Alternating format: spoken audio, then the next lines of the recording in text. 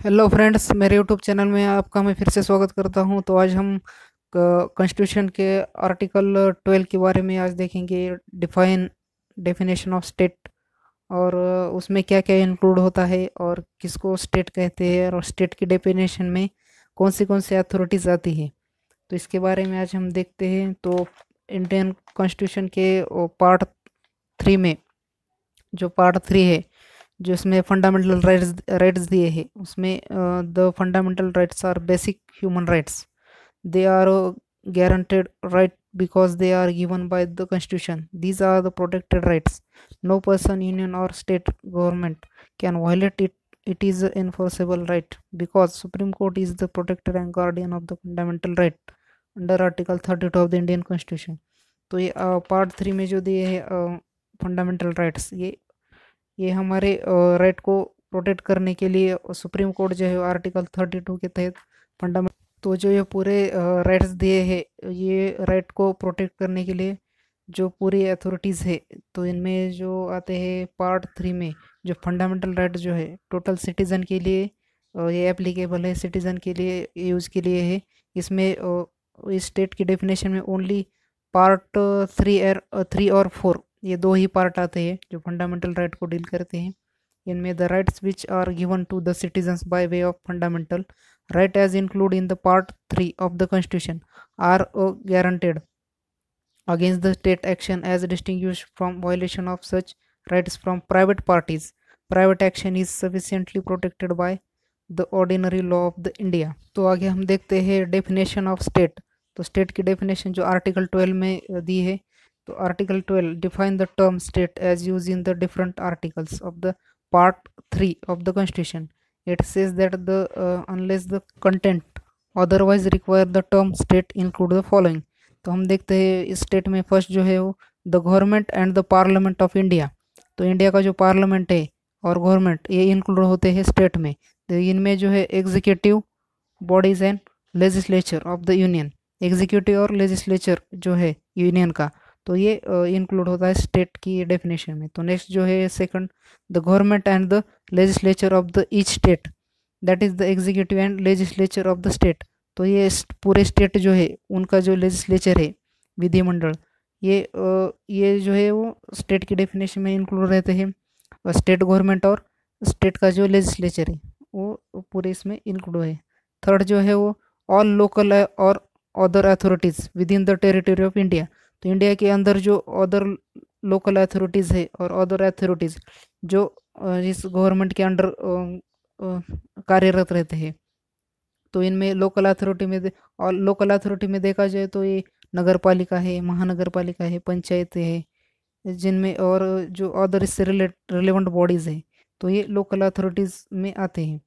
तो फोर्थ जो है वो all local and other authorities under the control of the government और of India.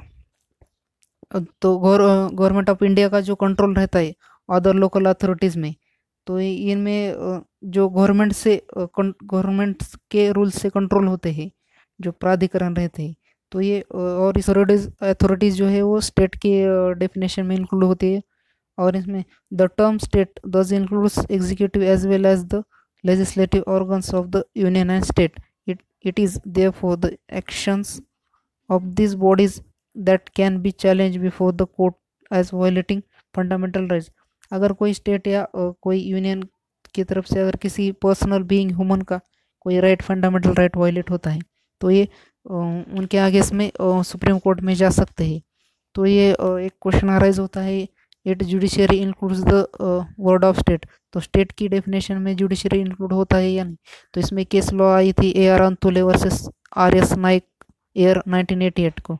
In the above case it has been held that the court can not pass an order or issue a direction which would be violation of the fundamental right of citizens. It can be said that the expression state as defined in the Article 12 of the Constitution includes judiciary also.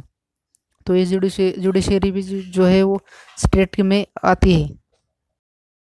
तो इससे related दो case law हम देखेंगे। तो university of Madras versus Shantabai, ये इनमें university जो है वो स्टेट की डेफिनेशन में आती है या नहीं। तो इस केस में जो है university of Madras versus Shantabai case में डिफाइन कर दिया गया था कि यूनिवर्सिटी स्टेट की डेफिनेशन में नहीं आती। लेकिन दूसरे दूसरे जो एक केस है उनमें तो इसमें हम दूसरी देखते हैं R D. Shetty versus international airport authority. तो इनमें एक इशू अराइज हो गया था कि whether international airport authority is a state under article 12 of the Indian constitution. तो इनमें डिटरमाइन कर दिया गया था कि the international airport authority is a statutory body created under the statute pass by the parliament to carry out commercial function of the aviation.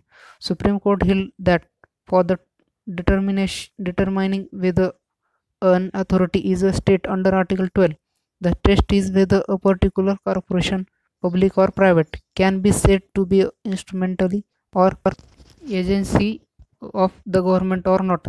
For determining whether it is instrumentally of agency of the state, the same principle which are laid down इन अजय हसिया case. तो अजय हसिया की case में जो 6 principal को determine कर दिए गए, तो ये हम शॉर्ट में देखते हैं। फर्स्ट जो है वो entire share capital is held by the government. Second जो है फाइनेंशियल असिस्टेंस। थर्ड जो है वो मोनोपोली स्टेटस। फोर्थ जो है deep and purview state control. Then function of the corporation. And six जो है एट अ डेप of the government is transfer to a corporation. तो इन सब से हमें मालूम पड़ता है कि स्टेट की डेफिनेशन में कौन सी चीज़ें इंक्लूड हो सकते हैं। So thank you for watching video, like share and subscribe. Thank you.